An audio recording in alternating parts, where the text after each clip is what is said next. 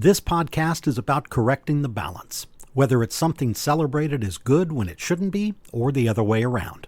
Or maybe the heroic tales of history just need to be knocked straight on their ass. Me, I just want to share the complete picture, because that's when this whole thing gets fun. Warning, jokes and sarcasm may ensue. Welcome to Prick the Balloon. Hi, I'm Mike Vance, and this is Prick the Balloon, episode 21. Yes, sir. The podcast is now both legal to drink in all 50 states and officially considered an old maid in Alabama and West Virginia. Milestones. Today, I want to talk about foreign policy, or more specifically, foreign policy mistakes. Because that'd be like talking about marriage without mentioning any of the X's, right? But let's start with the glass half full, or even 80% full point of view. I think most of our diplomatic history is pretty damn solid. The majority of the time, the U.S. gets it right. When we can afford it, we generally help people out. We step in to try to end conflicts way more than we cause them. That's true overall for both 20th century Republicans and Democrats. Honestly, it's just that those stories don't get airtime or many column inches. In fact, a clean water project in Central America gets a shorter amount of print than what Stormy Daniels said about the Orange Goons Johnson. So in newspaper metaphor, that dude's privates are a classified ad. It's only the mistakes, the bad choices that tend to get the lasting headlines or get seared into our collective psyche like an image of your grandparents doing it doggy style. I'm going to need a second. Currently, we have a major portion of one party whose foreign policy is not to have one. And God knows this is not the first time we've had isolationism as a foreign policy, and it's almost always a really bad idea. Speaking in general terms, disengaging from the world turns you into that crazy old Mrs. Havisham who stiffs all the Little League age boys that mow her lawn. And that makes normal kids on the block, the ones with universal health care and shit, talk really bad about you. But Republicans and oversized pickups say, who cares if they call us fatty or four eyes? We're the big bad United States. Well, many of the foreign policy mistakes we've made in our history have been sins of omission, especially recently. We pretty much ceded the entire continent of Africa to the Chinese, even while we sit here and wring our tiny hands over increasing Chinese world dominance. While the old goon rails about shithole countries, the Chinese are helping those countries out. They are making friends. Sometimes the best answer is the easiest one. And humanitarian support is infinitely cheaper than a new bomber design that not even the Air Force says we need. Not just Cheeto Benito, but Obama, and Biden too, seem to have abandoned the notion that a wide range of immigrants makes us a better nation. And we'll do a whole thing on immigration one of these days, I promise. But for the purposes of foreign policy, I have got to mention that the notion of welcoming immigrants is viewed in other countries as sort of a moral yardstick, a big ingredient in the recipe of how they view the U.S. And when we're viewed badly because we push our weight around in the wrong ways, people from some of those other countries try to, blow us up in groups. So, while we can clearly overstay our welcome, like the famous Ben Franklin quote about fish and house guests starting to stink after 3 days, most times positive engagement is good. Keep in mind, we bombed the living shit out of Japan and Germany 80 years ago, and they're both close allies now. Not because of the bombs, but because we stayed and rebuilt infrastructure, hospitals, and schools. And of course, we bought cuckoo clocks and little porcelain dogs that we absolutely didn't need. And shit like that goes a long way. Isolationists are nothing new. George Washington and his Federalists had at least a version of those same notions. Old slave-toothed George told the nation to always be neutral and avoid foreign alliances. Again, some modern isolationists still quote Washington as some unassailable sage, but here's the thing. You have to always look at context. We had no choice. We had no army or navy that could take on European powers in the 1790s. Our big revolutionary Navy hero, John Paul Jones, he started that decade working for the Russians, for crying out loud. Catherine the Great called him a rear admiral, which almost certainly had something to do with the Empress and a goat wearing a three-cornered hat. Washington's hands on foreign policy were totally tied. We were getting Euro sand kicked in our face, and we just had to take it. Those bad-toothed English were openly arming various native Indian tribes to fight Americans. The Spanish were blockading us from the Gulf and the Mississippi River, which of course we did not own. And the French? They sent an ambassador named Citizen Genet, who blatantly ignored American neutrality and set up outfitting French privateers at the port of Philadelphia. Washington said stop, and Genet, he did not. They sent Jefferson to talk to him because Jefferson idolized the French, because they had the best food, wine, and hookers. But Genet gave him le rien, le zero. Finally, the U.S. requested that Genet's ambassadorship be rescinded. They didn't even have the power to kick that uppity bastard out of the country themselves without asking all nicey nice. It's a long tradition, and again, it's almost always wrong. The North even had isolationists at the start of the Civil War. The U.S., of course, had rampant isolationists in the run-up to both world wars. The second time around, it was tough to differentiate between them and the Nazi sympathizers, kind of like looking at the Republican Platform Committee. Okay, I'll use that partisan joke to underscore the fact that there are partisan historians. Now, I make jokes, but when it comes to the real history part, I play it straight. Unlike the Republicans across the country these days, I include all history, and I don't try to hide shit because it makes me, quote, uncomfortable. But way too often, historians let modern sensibilities override the real history part, just like you cannot judge people in the past by holding them up to our current morality and expecting a 100% match. Same thing goes for projecting today's policy backwards. There are still, to this day, a bunch of radical righty isolationists in the history community who want to argue that the U.S. should have stayed out of World War I, that we should have allowed the U.K. and France to just get overrun. That's the same Heritage Foundation horseshit we see today. It wasn't the war part of World War I that fucked us up, it was the peace part. I talked a little bit about this in that second Woodrow Wilson episode. But he was both brain-addled with a mix of deadly illnesses and rampant ego, and so focused on his precious League of Nations and the 14 points that he let France and England turn Europe and the Middle East and parts of Africa into this Frankenstein map of former German, Austro-Hungarian, and Ottoman territory that had mortal enemies suddenly thrown together in the same space. Let's put the lion and the hyena in the same dorm room. What could go wrong?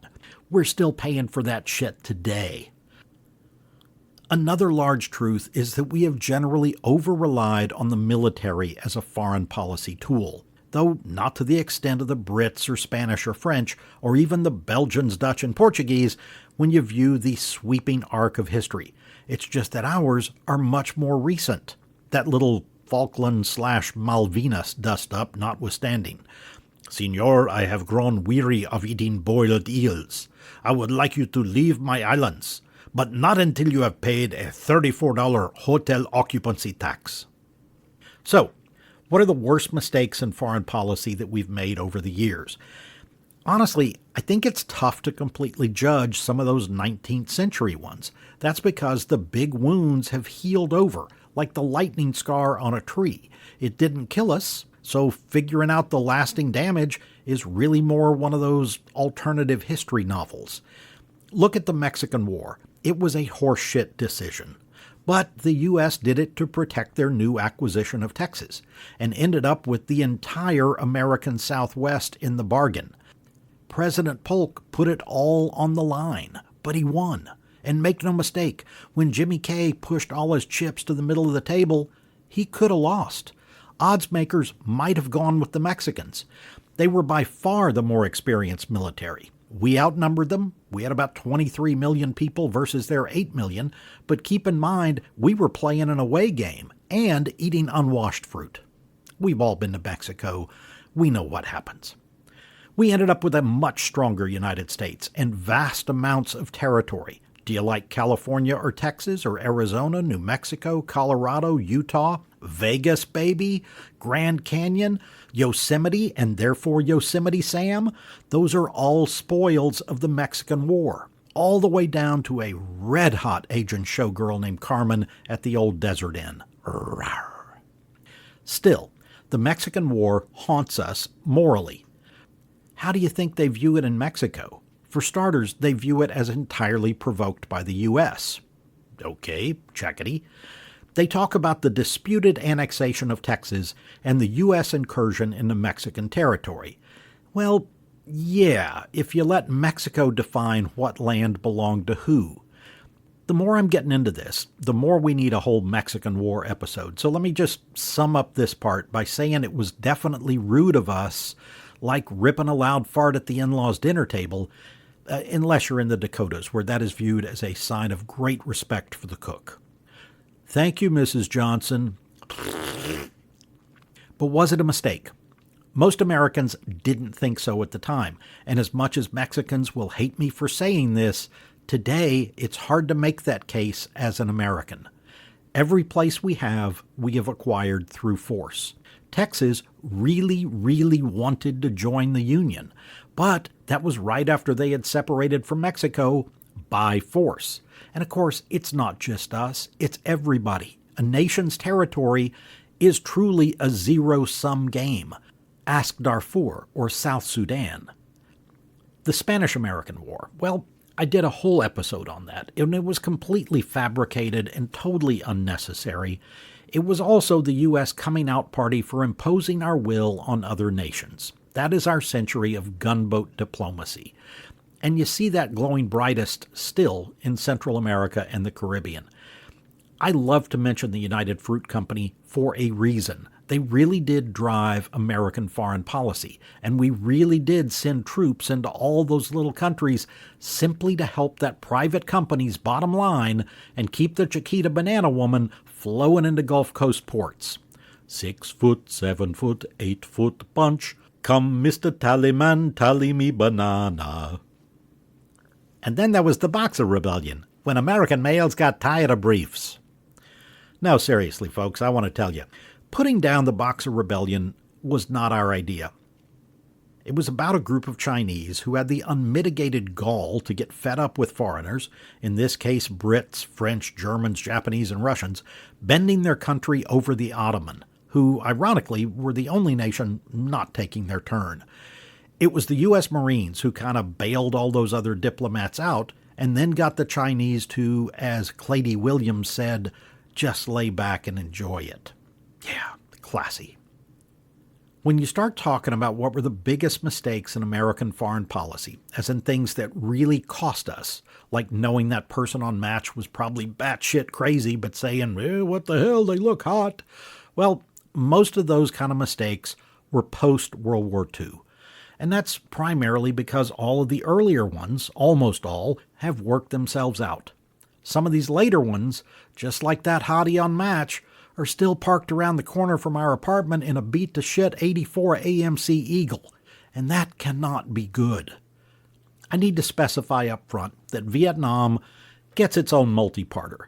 Obviously, that was huge, and there are still a bunch of cranky old dudes at the VFW screaming about Jane Fonda to this day. Same goes for the Iraq War. If you poll people in the U.S. and around the world right now, most of them will say Iraq was our biggest mistake in history. And there's a case to be made. I am not saying I don't agree with them.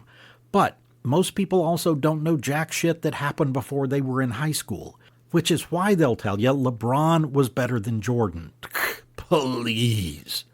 Iraq is an easy one to choose, based on the total destruction of goodwill and the mountains of distrust manufactured against us and our allies. It definitely helped perpetuate the rise of any democracy in lots of places. I laid out numbers about that in the Americans Abroad episode. Lots of us have forgotten just how much regular people in our allied countries absolutely despised Americans in the 2000s. George W. really overachieved in getting the world to hate us. And after the sympathy engendered in most places after 9/11, that was a tough thing to do. Bravo, George. The other rather obvious choice is the U.S. alliance with the Afghan jihadi movement in fighting the Russians at the end of the Cold War. And for the permanent record, it was American overspending on the defense budget that brought down the Soviets, not some bullshit speech by a brain-dead Ronald Reagan. Anyway, the people we armed in the late 70s and early 80s, they became the Taliban. That is our monster. That's the containment policy on steroids. And I'm going to toss out that the expanded version of the containment, overall, has been our biggest foreign policy mistake. It's not a single episode, but a true ongoing policy, a real Faustian bargain that enhanced containment grew into, something that repeatedly got us up the old jacksie for at least 4 decades. Containment started innocently enough. If you've seen the movie Patton, and if you haven't, then what the hell are you waiting for? You need to go through that movie like shit through a goose. There's a whole final storyline about how Patton keeps saying that we need to fight the Soviets next, and says, I refuse to drink with him or any other Russian son of a bitch. Well, aside from the fact that George Patton was a raving right-wing lunatic in many respects, that was a very mainstream view in the U.S. at the time. The vast majority of both liberals and conservatives in 1945 saw Stalin for the power and land-hungry crazy man that he was. And it was a career Foreign Service diplomat named George Kennan who came up with the Containment Policy in 1947.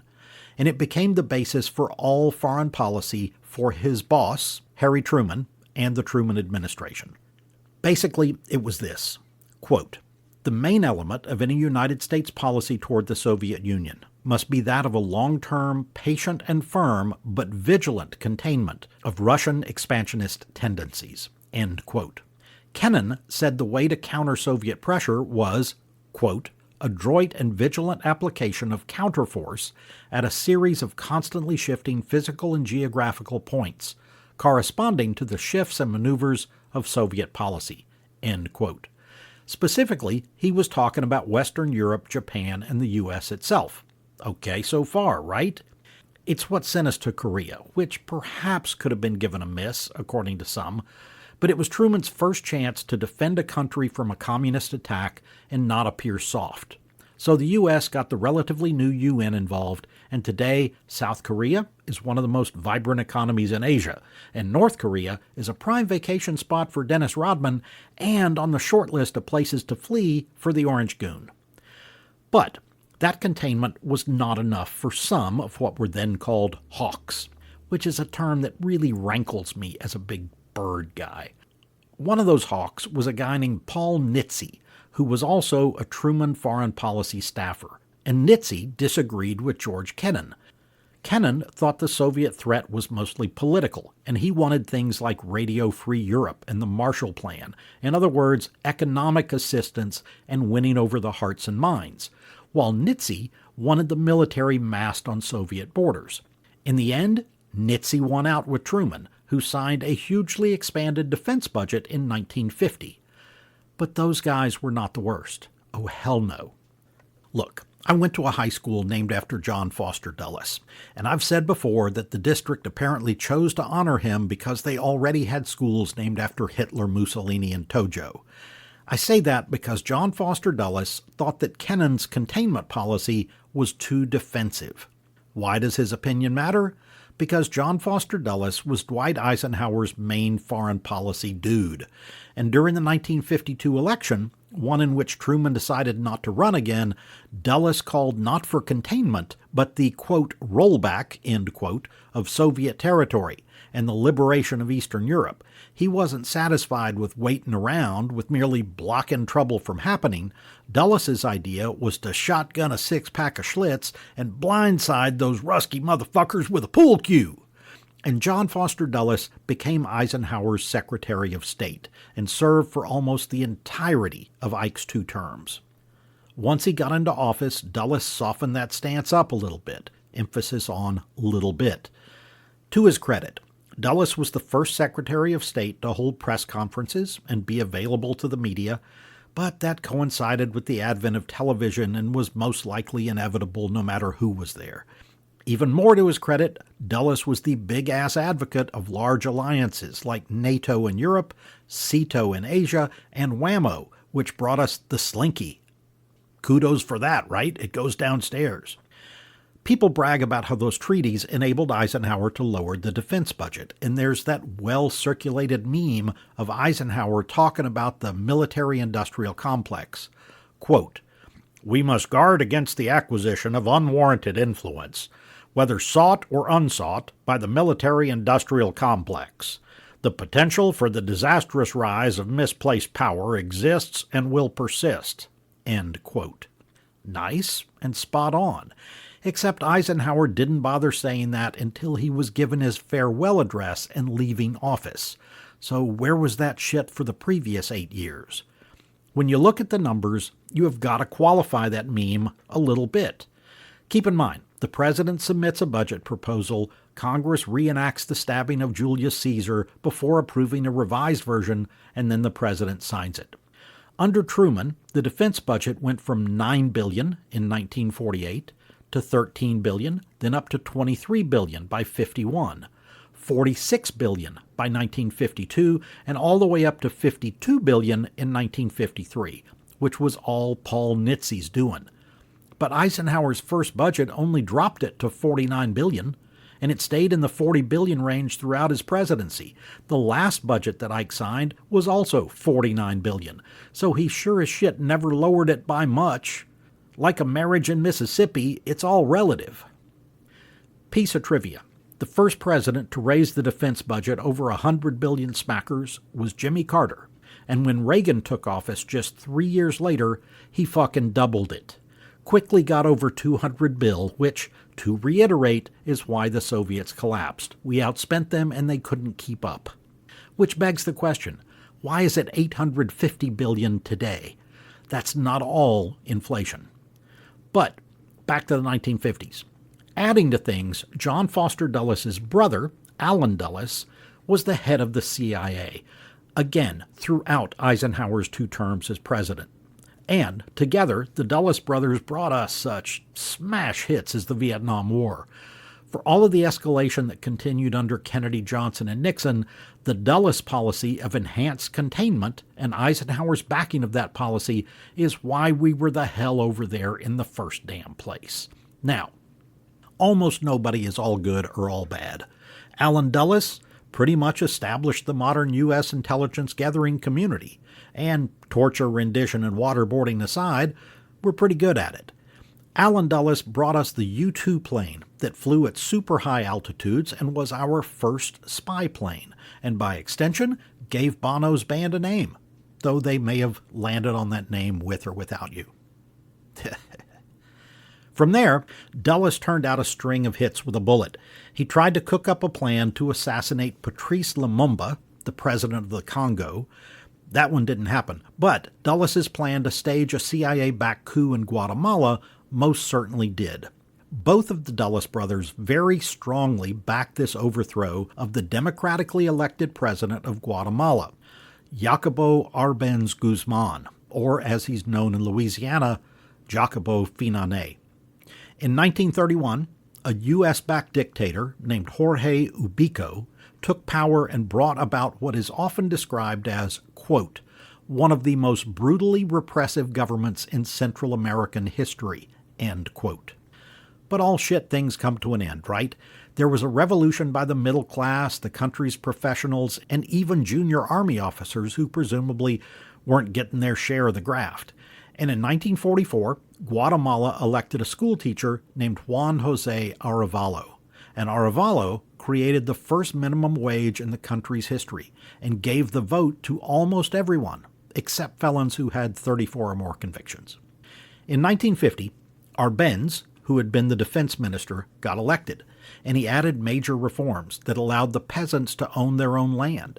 He started building a port and a highway, and he even legalized the Communist Labor Party to put candidates into elections.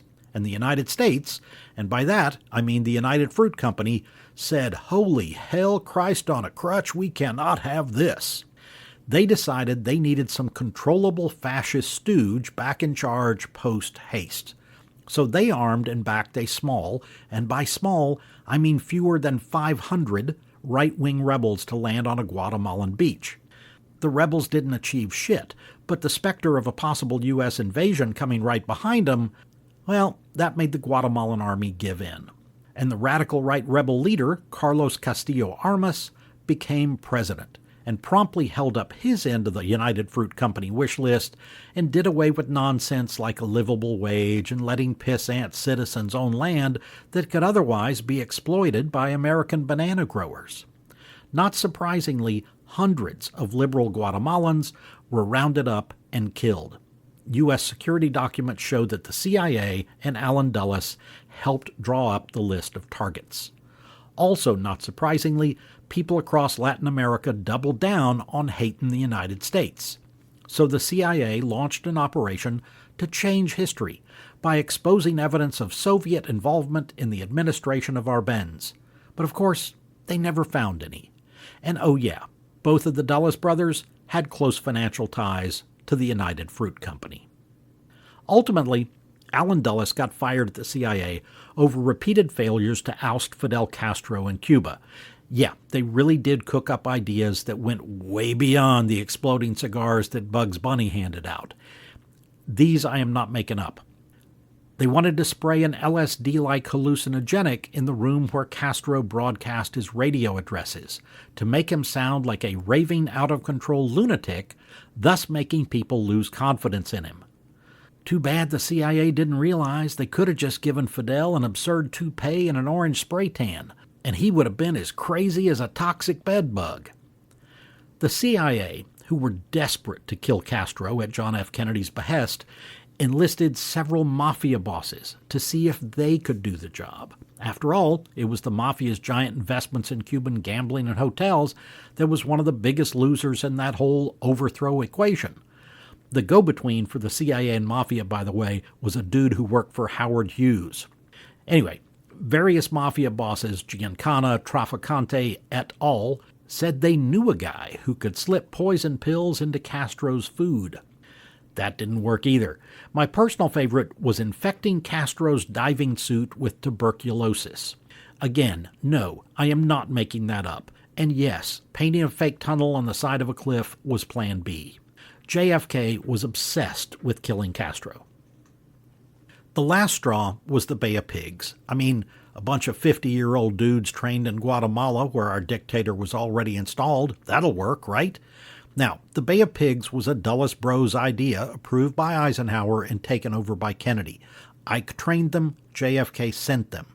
The main trouble is that the whole scheme was common freaking knowledge all over South Florida. Every cross-dresser on Calle Ocho knew about the invasion, and all of them told the Cuban government. It appeared in the newspapers back in Havana. There were probably bars taking shotgun pots on what day the exiles are going to show up. Castro's forces were waiting on the beach. Airplanes, which didn't get destroyed because the U.S. bombs missed their targets, strafed the invading exiles. Then another 20,000 Cuban troops converged on the swampy, beachy area, killed about 100, and the other 1,200 promptly surrendered. They stayed in jail for 20 months before Bobby Kennedy, as Attorney General, paid a ransom of $53 million worth of baby food and medical supplies. So it was humanitarian aid in the end anyway. Like, you couldn't have opened with that? If not for the by then virulent and largely irrational knee-jerk anti-communist hatred, things could have been very different in Cuba from the start. Sure, Castro and his revolutionaries overthrew a U.S.-backed regime, so that didn't sit well. Castro definitely had misgivings about the U.S. at the start after he ran out the dictator in 1959, and that's who had been backing his enemy. But even given all that mutual distrust, Castro made visits to the United States for the next couple of years on trade missions. As late as spring of 1961, Fidel Castro was being feted and wined and dined in American cities like Houston, where the mayor picked him up at the airport in a limo and gave him a new Stetson as a present. Remember, Castro was a former baseball player and baseball was American, so it wasn't a total dislike. Instead, the U.S. started imposing sanctions the very second Castro also started trading with the Soviet Union. In other words, you're not us, but we still expect you to maintain all of our same prejudices. It's the same U.S. arrogance where we fail to understand this ain't your house. You don't get to shoo the cat off the bed. Okay, normally you know damn well I'd have said dog there, but I am deliberately trying to piss off the dude who stole my family's surname.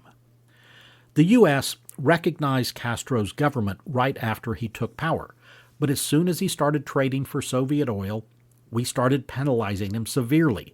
I'm going to keep beating you until you like me. Castro nationalized some of the private American company properties there, and he imposed tariffs on some American goods. Sound familiar, Orange Goonies? So, the U.S. slashed imports of Cuban sugar, and then JFK imposed strict travel restrictions on American citizens who wanted to go to Cuba, and placed a total embargo on U.S. goods going there. The Soviets, meanwhile, were the ones who wooed Castro by being nice, and that won out. Keep in mind, Fidel Castro led a socialist revolution, and it wasn't until December 1961, a few months after the Bay of Pigs invasion, or clusterfuck, or whatever you want to call it, that Castro announced he had become a Marxist-Leninist commie. We drove him to that. And while Castro gets all the hot press, we can't overlook the one that really probably caused us infinitely more pain: Iran. Though admittedly, the CIA never tried to kill Mohammad Mossadegh with a smallpox-infected top hat or by rubbing mumps into his briefs. And in truth, that might have just caused swelling in all the right places. The CIA and U.S.-backed coup in Iran followed the same playbook as the others under Eisenhower and the Dulles Bros, but with one big difference. This one was in combination with the British, and the wheedling, begging, stiff upper lip, pip-pip cheerio of Clement Attlee and Winston Churchill. But the goals of the U.S. and the U.K. were decidedly different. The Brits had controlled all the oil in Iran, and the Iranians had just nationalized their oil industry. Keep in mind, it was their oil, and they decided that perhaps it should be, I don't know, them who makes a profit on it, instead of those brown sauce-swilling Brits. And when the oil was nationalized, the UK swore they would go to their rooms and hold their collective breaths until they regained the right to pillage the Iranian economy of all valuable resources. Harry Truman had already gotten the pitch from the CIA of holding this coup against the democratically elected leaders of Iran, but he turned them down. Dean Acheson, who was Truman's go-to state guy and who stuck around Democrats through Kennedy and Johnson, said the Brits were, quote, destructive and determined on a rule or ruin policy in Iran, end quote. But in 1953, Dwight Eisenhower took office, and he brought those wild and crazy Dulles Bros with him. And it was like the start of the first Hangover movie. Yeah, baby, let's hop in the Jeep and drive to Tehran for some booze and hookers. The democratically elected guy there was named Mohammad Mossadegh, who I mentioned a moment ago, and he was a pretty mainstream dude, a lawyer who had been part of the Iranian government for 30 years. He had gone to college in Paris and law school in Switzerland. In addition to nationalizing the oil, he also brought Iran such radical things as Social Security, unemployment benefits, sick benefits, public housing, public baths, pest control, and land reform, specifically making it so peasants no longer were forced to work on the land where they lived. He also founded a political party called the National Front, which was the biggest proponent of democracy in Iran. Now, Iran was a monarchy. The Shah, that super rich guy with the fancy cars and the hot wife, he had been the ruler since 1941, when he inherited the title of Shah from his dad, who was also the Shah. But Iran had a parliament and a prime minister who did the actual running of the country, a la Queen Elizabeth and her corgis and Tony Blair. It was also the parliament who had elected Mossadegh in 1951 and re-elected him a year later. Well, in 1953, Churchill told Eisenhower that Mossadegh was going to cozy up to the Tudeh party in Iran, which was pro-Soviet, and this in spite of the fact that Mossadegh was on the record as being anti-communist. Then the Brits started a whole totally BS propaganda campaign saying that Mossadegh was going to exile the Shah. Again, he's whispering commie bastards into Ike's ear, while Ike's other ear was no doubt being nibbled on by Kay Summersby, and the rest is history. The Dulles Bros put a cool million smackers toward the overthrow of Mossadegh, who was sentenced to 3 years solitary confinement on the charge of doing the right thing for his people at the expense of British petroleum. He was later sent to house arrest until he died in 1967. When his sentence was pronounced, Mohammad Mossadegh said, quote, "The verdict of this court has increased my historical glories. I am extremely grateful you convicted me. Truly tonight the Iranian nation understands the meaning of constitutionalism." End quote. That same notion of stopping not only communism but socialism at all cost became a deep-seated American mindset. Forget the fact that we have deeply ingrained socialist institutions right here at home. It led to the various Red Scares and hearings and false imprisonment of American citizens, but in foreign policy it also led to hardcore U.S. support for fascist authoritarian regimes, like Pinochet in Chile, Noriega in Panama, Saddam in Iraq, which took 2 tries. We backed Trujillo in the Dominican Republic until he jumped the shark by trying to assassinate the president of Venezuela, whereupon the CIA under Allen Dulles had him overthrown and replaced with Juan Bosch, another U.S.-friendly dictator. The CIA tried multiple times to overthrow Sukarno in Indonesia and even, quote, facilitated, end quote, the mass murder of communists when they helped install Suharto. The CIA, by the way, also looked at other single-name potential dictators for Indonesia, including Liberace and Pinocchio. Little-known fact. Even the Central American side of the Iran-Contra scandal, which should have landed 2 presidents in criminal charges, smacks all over of John Foster Dulles and his enhanced containment idea. Stop the socialists and communists at all costs. At least in countries not named France or Italy or such, where people are regarded as allies, not a pissant third-world country to be dominated, like the CIA director wearing a latex catsuit and holding a riding crop. Thwack! Ow! Anyway, it was regular U.S. policy to install strongmen and dictators as long as they were anti-communist and would let U.S. business do whatever they damn well wanted. Mass murder? Okay. Torture of political enemies? Sure, why not? What this did was create generations of anti-Americans at various spots across the world, most frequently and notably throughout Latin America. Finally, and one last country to rant about. In light of where we are today in our foreign policy that bleeds heavily over into our economic policy, here's a last one related to all this anti-communist at all cost thought process. China was our ally during World War II in the fight against Japan, though we totally put them on the back burner largely because they had their own civil war brewing at the time, and they were hesitant to lose soldiers that they thought they'd need to fight each other when World War II ended. That was especially true of the nationalists under Chiang Kai-shek, who were supposed to be doing the bulk of the Allies' fighting against the Japanese in China. Basically, the U.S. got fed up with that shit and all the excuses, and the American military put more resources elsewhere. The nationalists, in lots of ways, were, what's the English word? Dickweeds. They made a habit of going through the countryside and appropriating taxes in the form of confiscating grain and other food from the peasants, which triggered multiple mass famines, including one that killed an estimated 3 million of their own people. Assholes. The leading nationalists, especially those tight with Chiang and his wife and their posse, also siphoned off hundreds of millions of dollars to enrich themselves, almost as if their names were Jared and Ivanka.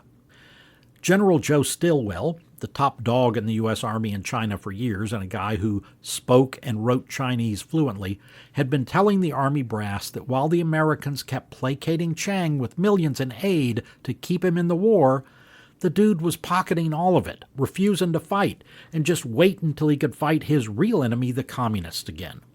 Lots of Americans on the ground way out in Chongqing saw this and got this really bad taste in their mouth over the nationalists, though that taste could also have been from the chicken feet soaked in chili paste and bat urine. Who knows?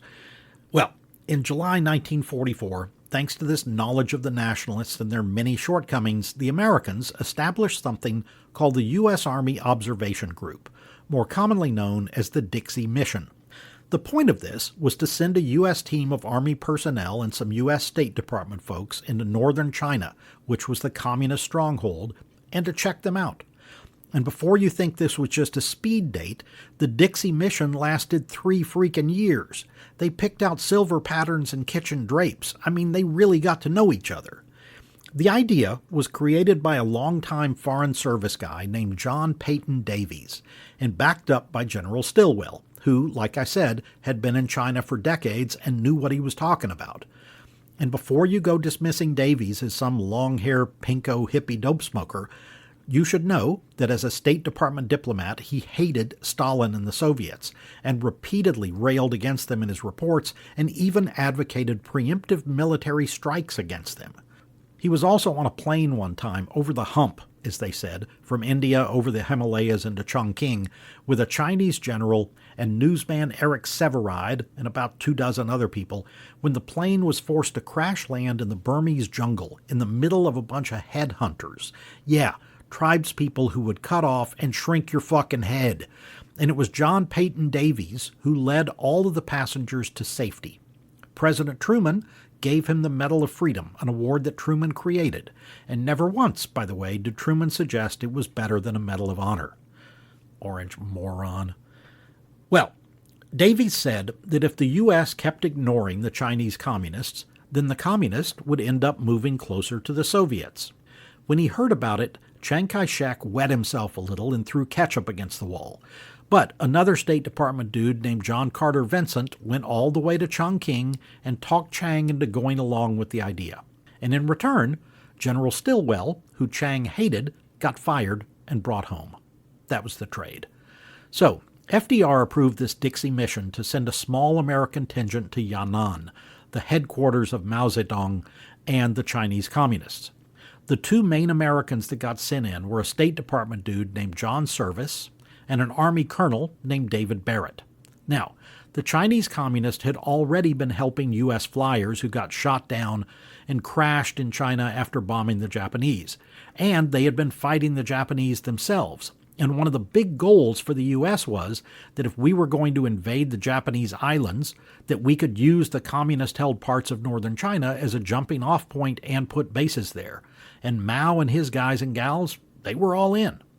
After the Japanese surrendered in 1945, Patrick Hurley, who became ambassador to China after the war ended, also went to spend time with Mao and his posse. Even George Marshall went to Yan'an and met with Mao. Marshall and Hurley, they were trying to create a combined government that treated the nationalists and communists like Democrats and Republicans, but that idea went precisely nowhere, and the Chinese Civil War resumed. At the end of the 3-year trial date in 1947, John Service and David Barrett reported to Washington that the U.S. should make the communists our allies. They said, quote, that the atmosphere in Yan'an was more energetic and less corrupt than in nationalist-held areas, end quote. They said flat out that the U.S. would be best served by backing the Chinese communists. Now, these were the guys who had actually hung around with the Chinese communists for 3 years and really gotten to know them. But Chiang and his wife's very rich family had a proverbial shit ton of friends back in the U.S. The biggest ones pushing for wholesale backing of the nationalists and helping them beat the communists were called the China Lobby, obviously not a place conducive to bulls. Some of them were just the usual fear-mongering blowhards against anything they could remotely label communist or socialist, like the fire department or school lunches or football squares. They'd be completely at home in today's Republican Party name-calling at something they don't even understand. A few others were people who had spent time as part of missionary families, trying to convert those godless Buddhists who preach peace and harmony into evangelical Christians who would later full-throatedly support a philandering con man who likes to grab women by the pussy. The implication of the name China Lobby is that they were paid, or at least gaining monetarily, from Chiang Kai-shek's millions, so it was a put-down. The main thing to remember is that they were a hardcore pressure group of rich people trying to dictate U.S. foreign policy in much the same way Sheldon Adelson pressured the Orange Goon to support Netanyahu's policy for Israel. And like Adelson, the pressure worked. On the politician side, there was a medical doctor who became a congressman from Minnesota named Walter Judd, and Senator William Noland of California. Bill Noland was appointed to the Senate by California Governor Earl Warren after Noland's super-rich father turned the job down and said, "Take my boy." Warren, of course, became Chief Justice of a very wise Supreme Court, and no doubt later regretted the living shit out of that. Bill Noland became Senate Majority Leader for a couple of years. He supported McCarthy's ongoing witch hunts that ruined hundreds of lives. He supported wholeheartedly the Taft-Hartley Act that gutted American labor unions. He tried to overturn as much of the New Deal as possible, and interestingly was the arch enemy of his fellow Californian Richard Nixon, who regularly called Noland, quote, "that dirty bastard," end quote. That dirty bastard. Okay, I haven't done Nixon in a few years. And you know that bribery is the American political way, so the money side was what mattered most. The super-rich civilians leading the China lobby were Fred McKee, who inherited a fortune from his family's glass-making company in Pittsburgh, Alfred Kohlberg, a retired importer from New York, and especially Henry Luce, the owner and publisher of Time, Fortune, and Life magazines. At a time when TV was a brand new novelty, Henry Luce was the fashizzle. Luce was one of those evangelical loons who thought China could be remade into the exact Christian image of America. Never mind the obvious fact that they didn't want to fucking be remade. Luce routinely plastered Chiang Kai-shek on the cover of Time magazine, and he called him, quote, "the greatest man in the Far East," end quote. Luce had been spending money advocating for China since the early 1930s, and he sure as shit wasn't fixing to stop that now. And I gotta be clear here, that in spite of entertaining the Dixie Mission folks for 3 years, Mao was hardly going to buy into capitalism. He had told the Americans that his reforms would be gradual agrarian reforms, and that was total bullshit. His second-in-command, Zhou Enlai, that chain-smoking, bushy-eyebrow dude you might remember from the 1970s, and such TV hits as Welcome Back, Commie, was much more disposed toward the Americans, and also had influence out the wazoo. But just like with Castro in Cuba later, the hardline anti-communism at all costs pushed China away. A popular question that drove literally hundreds, if not thousands, of magazine articles and books in the late 1940s and into the early 50s was who lost China. And that's because when the communists won out and drove Chiang and the nationalists to flee to Taiwan, which created that situation that still exists today and is more tense than dinner at J-Lo and Ben's house, most reasonable Americans had at least a fleeting thought that they may have backed the glue factory horse in the Kentucky Derby. Also, while Mao was predisposed against the West, he hadn't always been. His early influences in the 1910s were Adam Smith and Montesquieu and Darwin and Rousseau and John Stuart Mill, so English and French-speaking liberals. But when the Bolshevik Revolution came along, Mao thought that was some cool shit, and he became a follower of that too. Interestingly, he had fully embraced the Atlantic Charter that FDR and Churchill drew up in Newfoundland in 1941 as lining out a, quote, liberal world order, end quote. And he also wrote that it was, quote, the declaration of the coming of a new era in the world, end quote. He liked that the Atlantic Charter advocated free trade and self-determination. And yeah, the Chinese, like the Soviets, sure got the hell away from that whole free trade thing. But in 1945 and 1946, Mao was as open to that as Prince Andrew at a swingers bar. He thought the Atlantic Charter, meaning the West, was talking about a denunciation of imperialism. On the negative side, Mao made a bunch of claims, all of which happened to be factual, in 1946 that the U.S. was not only backing Chiang and the nationalists in a, quote, internecine war, end quote, but that they were providing transportation for those troops to come fight the communists, and that they had built military bases that were handed over to those dick-dastardly nationalists, and the U.S. Marines had not left China yet. When are you a-holes going home? But in spite of all that, it wasn't until June 1949 that Mao announced that the new China would, quote, lean to one side, end quote, in favor of Soviet-style communism. Even a year after that, when the Korean War started and the U.S. was helping the South Koreans, What really egged Mao into sending Chinese troops into the battle was that arrogant cat-turd Douglas MacArthur calling the Chinese backwards and inferior. That was the biggest insult, and that's what made Mao send troops and ultimately get hundreds of thousands of Chinese soldiers killed, including Mao's own son, and take hundreds of millions of dollars away from rebuilding the country's infrastructure. That rat bastard MacArthur and his big mouth was the last straw that made the Communist Chinese our second mortal archenemy, a la Lex Luthor. So we basically had a 4-year window that we could have been qualified allies with the Communist Chinese instead of mortal enemies. Now take a second and think how much American hate speech gets spewed towards the Chinese these days, and then contrast that with how maybe some of their harshest internal policies in the 1960s and 70s and even later might have been mitigated a little bit if they and the U.S. kept up a dialogue. They weren't going to be the country we drank with at the bar every night, but it could have saved us a few trillion and a lot of heartburn. So what about the guys who originally advocated for keeping the Chinese communists as our allies instead of the corrupt and greedy nationalists? Colonel David Barrett was repeatedly passed over for promotion. He left the Army still a colonel. John Service had his career at the State Department shit-canned, even though he publicly admitted that he got duped by Mao's talk of gradual agrarian reform. And John Peyton Davies, one of the most seasoned Foreign Service diplomats America had, was fired by John Foster Dulles in 1954, after that drunk demagogue Joe McCarthy accused him, along with John Service and John Carter Vincent, of being communists. That denunciation was strung out over years of pointless and expensive hearings that found no such thing. Please look up Benghazi if you have any questions. John Peyton Davies died in 1999, and if nothing else, he always had the knowledge that he was right. Thanks for listening. Be sure to check out my website at MikeVanceWriter.com. Prick the Balloon is copyrighted by Mike Vance, all rights reserved.